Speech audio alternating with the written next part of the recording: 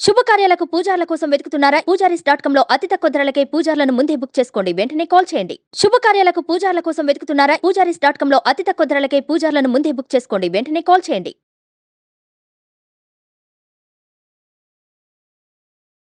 నమస్తే, welcome to Suman TV. నేను మీ యామ్ని. ఈ 2024 సంవత్సరంలో అసలు ఈ 12 రాశుల వారికి ఏ విధంగా ఉంటుంది, ఈ విషయాలు మనకి తెలియజేయడానికి ప్రస్తుతం మనతో ఉన్నారు తొలి తెలుగు జ్యోతిష్య పండితురాలు, పంచాంగంకర్త డాక్టర్ ఈడుగంటి పద్మజారాణి గారు ఉన్నారు. వారితో మాట్లాడదాం. నమస్తే అండి.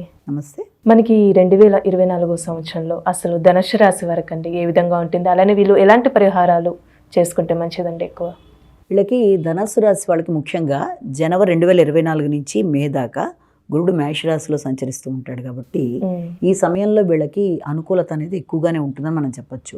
అది కూడా ఏ ఏ అంశాల్లో అనుకూలత ఉంటుంది అన్న విషయాన్ని తీసుకున్నట్లయితే ముఖ్యంగా వీళ్ళకి సంతానం అభివృద్ధిలోకి రావడం, తర్వాత మంచి నిర్ణయాలు తీసుకోవడం, నిర్ణయ సామర్థ్యం బాగుండడం, తర్వాత ఆధ్యాత్మిక అంశాల మీద దృష్టి పెట్టుకోవడం, ఉపాసనా బలం పెరగడం, జ్ఞాపక శక్తి బాగుండడం, విద్యార్థులకి అనుకూలమైన సమయంగాను, తర్వాత ఉన్నత విద్య కోసం ప్రయత్నం చేసే వాళ్ళకు కూడా చాలా వరకు అనుకూలమైన సమయంగా చెప్పడం అనేది ఒకటి జరుగుతుంది. అంతేకాకుండా ఈ సమయంలో వీళ్ళకి ఆర్థికంగానూ బాగుంటుంది, తర్వాత వృత్తిపరంగాను అభివృద్ధికరంగానే ఉండే సమయంగా ఈ మొదటి హాఫ్లో మనం చెప్తాం. అయితే అదే సమయంలో వీళ్ళకి ఏంటంటే చాలా పెద్దలు, లేకపోతే తండ్రి సమానులు, గురువులు, లేకపోతే ఒక మంచి ప్రముఖ వ్యక్తులు, వీరి వల్ల వీళ్ళకి లాభదాయకంగా ఉండడం అనేది కూడా జరుగుతుంది. అలాగే జపబలం సాగడం, పుణ్యబలం పెరగడం, ఇలాంటి వాటికి కూడా ఆస్కారాలు అనేవి అధికంగా ఉంటాయి వీళ్ళకి. అయితే ఇదే సమయంలో వీళ్ళకి ఏంటంటే లాభాల విషయం మాత్రం కొంచెం ఎక్కువే కష్టపడాలి. రావలసిన లాభాలు మొత్తానికి చివరికి వస్తాయి, నష్టం లేకుండా బయటకు వస్తారు, కానీ కష్టం అయితే కొంచెం ఎక్కువ పడవలసిన సమయంగానే చెప్తారు.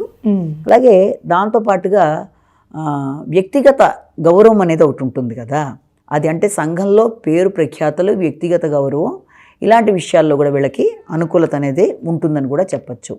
అయితే ఇదే సమయంలో వీళ్ళకి ఇటుపక్కన గురుబలం బాగానే ఉంది, శని బలం కూడా బాగానే ఉండడం జరిగింది.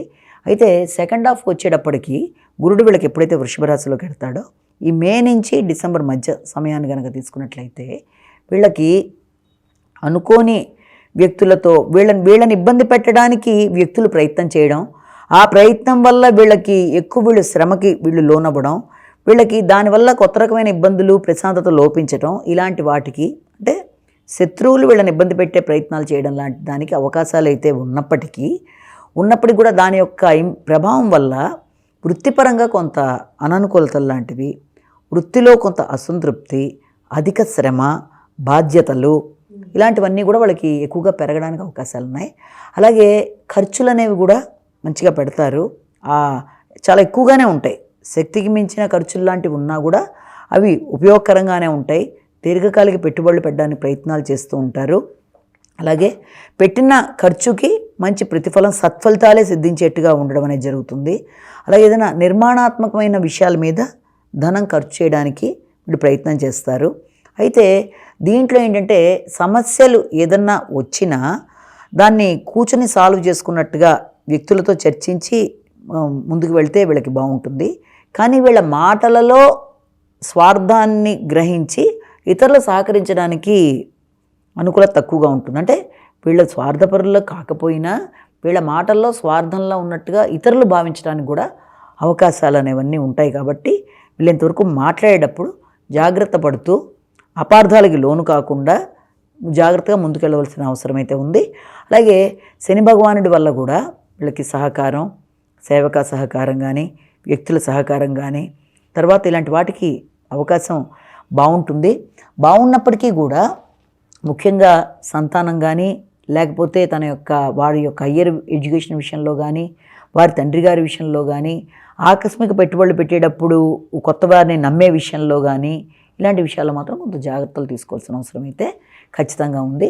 ఇక రాహుకేతువుల విషయం తీసుకున్నట్లయితే దీనివల్ల వృత్తిపరమైన వైరాగ్యాలు అనేవి వీళ్ళకి అధికంగా ఉంటాయి. అంటే ఉన్న వృత్తిని వదిలేద్దామా, లేకపోతే కొత్త దాంట్లోకి వెడదామా, లేకపోతే కొన్నాళ్ళు మనం సెలవు పెట్టి సాగిపోదామా, లేకపోతే అసలు ఎందుకు వచ్చిందిలే అని తెలియని ఒకలాంటి వైరాగ్యం అనేది వృత్తిపరంగా కూడా ఏర్పడే అవకాశాలు ఉంటాయి ఆ పరిస్థితుల రీత్యా. ఎందుకంటే వృత్తిపరంగా వీళ్ళు ఆశించిన స్థాయిలో ఉండే పరిస్థితులు లేవు కాబట్టి కొన్ని అననుకూలతలు ఎదురవుతున్నాయి కాబట్టి ఆ రకమైన భావనలకు కూడా అవకాశం అనేది ఉంది.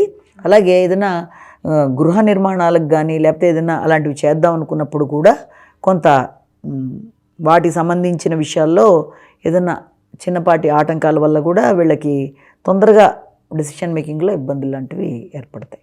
అలానే ఈ రాశి వారికి వ్యాపారస్తులు కానీ విద్యార్థులు కండి సినిమా రంగానికి సంబంధించి స్త్రీలకి వ్యవసాయం చేసుకున్న వాళ్ళకి ఈ సంవత్సరం మొత్తం అసలు ఏ విధంగా ఉంటుంది వీళ్ళకి? విద్యార్థులకైనా వ్యవసాయదారులకైనా పొలిటికల్ లీడర్స్కైనా వీళ్ళ ముగ్గురికి కూడా మనం తీసుకున్నట్లయితే ప్రథమార్థం బాగుంటుంది ద్వితీయార్థంతో కంపేర్ చేసినట్లయితే మొదటిది.